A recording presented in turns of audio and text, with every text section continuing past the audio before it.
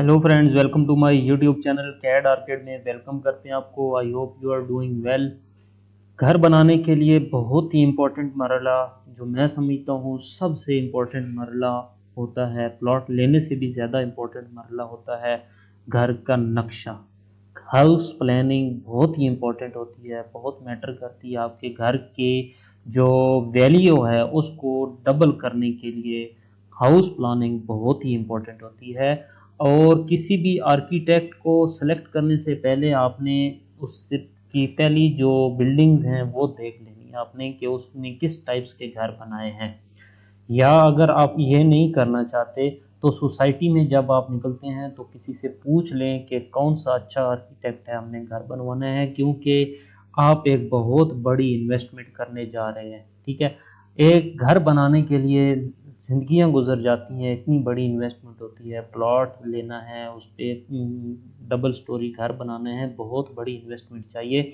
इसलिए आपको बुनियाद से ही ध्यान रखना है सारी चीज़ों का।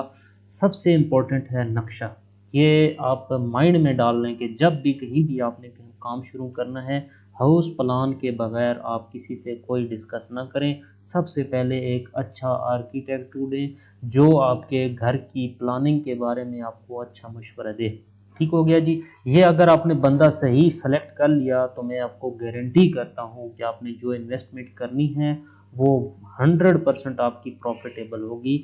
अगर उस आर्किटेक्ट ने कहीं भी कुछ गड़बड़ कर दी तो आपका वो बहुत बड़ा लॉस है, क्योंकि वो घर की वैल्यू डाउन कर देगा और आपका घर सेल होने से मुश्किल में डालेगा आपको। इसलिए मैं ये वीडियोस लाता रहता हूँ ताकि आपको इन घरों की प्लानिंग के बारे में आइडियाज़ हो कि कौन कौन सी चीज़ें हैं जिनको आपने ख्याल रखना है और आपने प्लानिंग के दौरान कौन सी चीज़ें बहुत इम्पोर्टेंट देनी है उनको।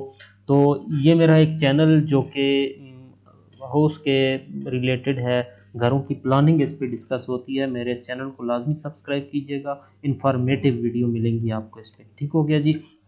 अच्छा जी, ये एक हाउस प्लान है जिसकी फ्रंट पे गली है, स्ट्रीट है। ठीक है जी, अच्छी सोसाइटी में ये घर है और इसका सबसे पहले एक मेन जो बैड फैक्टर है जो इसकी वैल्यू को डाउन करता है, जो इसके स्टैंडर्ड को डाउन करता है, वो है फ्रंट पे ओपन। फ्रंट पे ओपन इस घर को नहीं दिया गया। अगर ज़्यादा नहीं तो 3 फीट का ही ओपन मिल जाता है इस घर को, तो ये इस घर के स्टैंडर्ड जो है, जैसे आप बंगलो कहते हैं उस टाइप का बनना था, लेकिन इसमें ये एक एरर रह गया है। ठीक है जी। अच्छा जी, इसकी जो फ्रंट पे विंडो लगाई गई हैं ये सेफ्टी के पॉइंट ऑफ व्यू से और इसके खूबसूरती के पॉइंट ऑफ व्यू से बैड फैक्टर देते हैं इसको। तो इसलिए ये बहुत ही मेन चीज़ है जो कि आपने ध्यान रखनी है। फ्रंट पे आपने ओपन ग्रीनरी के लिए, ग्रास के लिए, प्लांटेशन के लिए लाजमी छोड़ना है जी। ठीक है, ताकि आपकी फ्रंट पे विंडो जो है वो डायरेक्ट रोड पे ना आए, जो कि बैड है, बहुत ही बुरा असर पड़ता है इससे घर की वैल्यू पे। ठीक हो गया जी। जो ही आप डोर ओपन करते हैं तो डबल कारपोर्च मिलता है आपको 14 फीट बाई 17 फीट का। 14 फीट ये वाली डायमेंशन है और 17 फीट इस कॉलम से यहाँ तक है, जो कि डबल कारपोर्च के लिए बेस्ट है। ठीक होगा। अच्छा जी, जो ही आप फ्रंट डोर ओपन करते हैं, मेन एंट्री, आपकी एंट्री होती है लाउंज में। 13 फीट बाई 19 फीट का ये लाउंज है, जो कि बहुत अच्छा डिज़ाइन किया गया है। मैं समझता हूँ कि इसमें जो सीटिंग अरेंज की गई है, ये मतलब एक सेपरेट पोर्शन मिलता है। जो सिटिंग और सोफ़ा प्रोवाइड किया गया, ये पोर्शन बहुत सेफ़ है। ठीक है जी, ताकि कोई भी बंदा डिस्टर्ब ना हो। जिसने एंट्री क्रॉस करनी है वो क्रॉस कर जाए, जिसने ये ड्राइंग रूम यूज़ करना है वो कर ले, लेकिन ये सिटिंग वाला एरिया बिल्कुल सेपरेट है और सेफ़ है। ठीक है जी। यही चीज़ें हैं जो आपने एक घर के नक्शे में देखनी है कि कोई भी चीज़ दूसरी चीज़ को डिस्टर्ब ना कर रही हो। यही एक प्यारी चीज़ होती है जी। ठीक है। अच्छा जी, राइट साइड से जो इसकी फर्स्ट फ्लोर की एक्सेस है वो दी गई है स्टेयर्स के लिए। ठीक है जी, यहाँ से स्टेयर्स ओपन होती हैं और यहाँ पे ये जो डॉटेड लाइन देख रहे हैं आप, इसके लैंडिंग के नीचे जो जगह मिलती थी 3 फीट बाई 7 फीट की, तो वहाँ पे एक बाथरूम जो अरेंज किया गया है जो कि जनरल टॉयलेट के तौर पे यूज़ होगा। जो कि अच्छी बात है, जगह ज़ाया नहीं हुई और ये एक जगह यूटिलाइज हो गई बाथरूम में। ठीक है जी, इसकी वेंटिलेशन पोर्स में निकाली गई है और एक वेंटिलेशन स्टेयर के अंडर स्टेयर के लिए जो वेंटिलेशन है वो इस पोर्स में दी गई है, जो कि अच्छी बात है, कोई इशू नहीं है। ठीक है जी। अच्छा जी, हम ड्राइंग रूम की बात करते हैं तो ड्राइंग रूम को दो एक्सेस दी गई हैं, एक तो रोड से और एक जो है वो अंदर लाउंज से। ठीक है। अच्छा जी, आजकल के जितने भी मॉडर्न घर तैयार हो रहे हैं या बन रहे हैं उनमें ये कॉन्सेप्ट नहीं है कि रोड से आते हैं। अगर यहाँ पे अगर 3 फीट की अगर ओपनिंग आपने छोड़ी होती तो यहाँ से अंदर से आके बंदा वो इन हो सकता था, क्योंकि डायरेक्ट डोर पे रोड पे डोर देना कोई मतलब अच्छा नहीं है, इसलिए ये एक बैड फैक्टर रह गया इसका।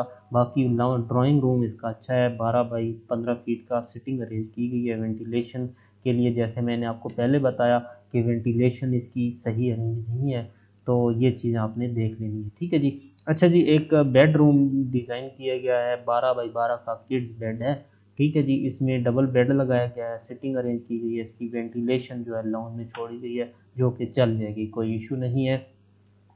एक बेडरूम है अकोमोडेशन जो कि आपके 12 बाई 15 का है, मास्टर बेड है, इसमें ड्रेसिंग टेबल लगाई गई है, सिटिंग अरेंज की गई है और टीवी यूनिट लगाया गया है, डबल बेड अरेंज किया गया है और इसकी वेंटिलेशन के लिए ये जो बैक साइड पे ओपन लॉन छोड़ा गया है उसमें दी गई है।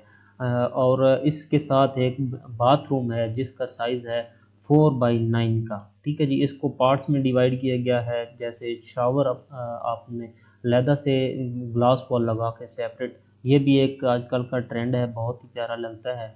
और इसमें WC लगाई गई है और वॉश बेसिन लगाया गया है। ठीक है जी, इसकी जो वेंटिलेशन है वो OTC में निकाली गई है। ठीक हो गया। अच्छा जी, दूसरा जो बेड है इसका, इसमें भी एक मास्टर बेड लगाया गया है, 12 बाई 14 साइज़ मिलता है इसको, जो कि बहुत प्यारा साइज़ है, सिटिंग अरेंज की गई है, टीवी यूनिट लगाया गया है और एक विंडो लगाई गई है जो बैक साइड पे ओपन होती है। ठीक हो गया जी। अच्छा जी, इसके साथ एक अटैच बाथ है, शावर अरेंज किया गया है, WC लगाई गई है और एक वॉश बेसिन लगाया गया है। वॉश बेसिन की जगह पे यहाँ पे वेंटी यूज़ की गई है, ये एक बहुत ही अच्छी बात है। काउंटर लगा के आजकल वेंटी मिल जाती है जस्ट, और वो देखने में बहुत ही खूबसूरत लगती है, जैसे कि आप फोटो में देख सकते हैं। अच्छा जी, दूसरा जो इसकी वेंटिलेशन है वो ओपन निकाली गई है इसमें, और बैक साइड पे एक लॉन्ड्री डिज़ाइन की गई है और इस लॉन्ड्री की एक्सेस जो है वो किचन से दी गई है। किचन में जो ये 3 फीट का डोर लगाया गया और 9 फीट बाई 11 फीट का इसको डायमेंशन मिलती है और इसमें वॉश एरिया कुकिंग रेंज लगाया गया है और इसकी ventilation open to sky OTC में निकाली गई है और यहाँ से एक बैक पे जाने के लिए OTC में जाने के लिए या लॉन्ड्री में जाने के लिए एक डोर लगाया गया है। तो ये नक्शा है जी, जो कि मतलब कम एरर हैं, लेकिन छोटा सा भी एरर आपके घर के नक्शे को ख़राब कर सकता है, तो ये चीज़ें लाजमी देखा करें। तो नेक्स्ट वीडियो तक के लिए मुझे इजाज़त दीजिए। अल्लाह हाफ़िज़।